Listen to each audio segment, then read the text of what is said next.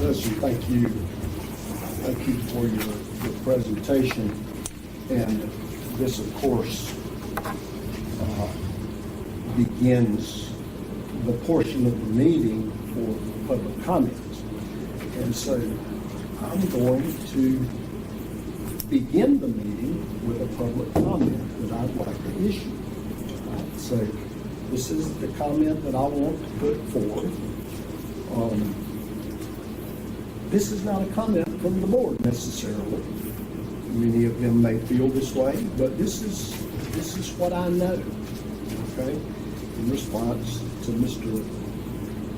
Hudson's presentation and his request for independent investigator to come and investigate this in Coffee County. And so, if you will permit me, please, I will read my statement because I don't want to leave anything out. Okay, and so for months now, media sources have reported on a series of alleged breaches of election security which took place in the Coffee County Elections Office.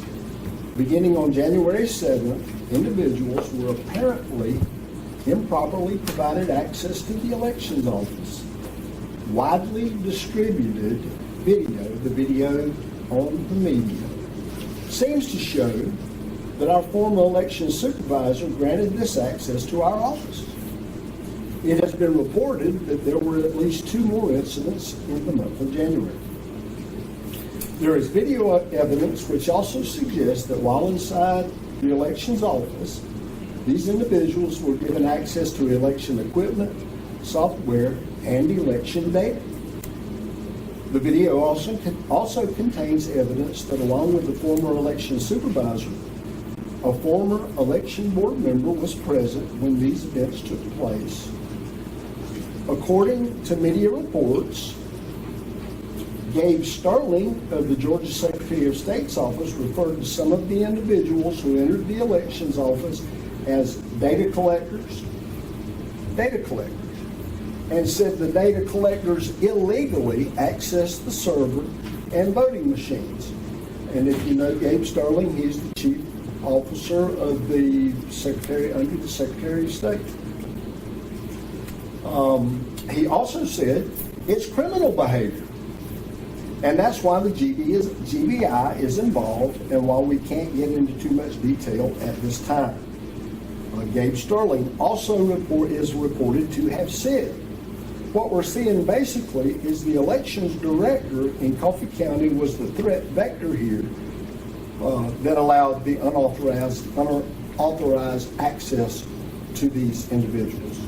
In other words, the election supervisor is the person who allowed this illegal entrance into our voting office.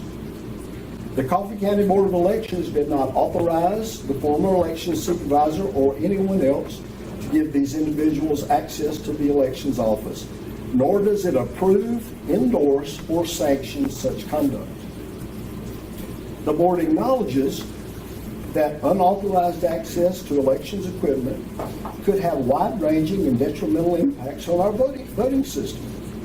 While the board understands that no one has been charged with a crime in relation to these events, the Board of Elections is outraged and strongly condemns any improper access to elections data and equipment. Several steps have been taken to ensure the accuracy and integrity of Coffee County election system. The reported breaches are currently under investigation by the Georgia Bureau of Investigation and Georgia Secretary of State's office.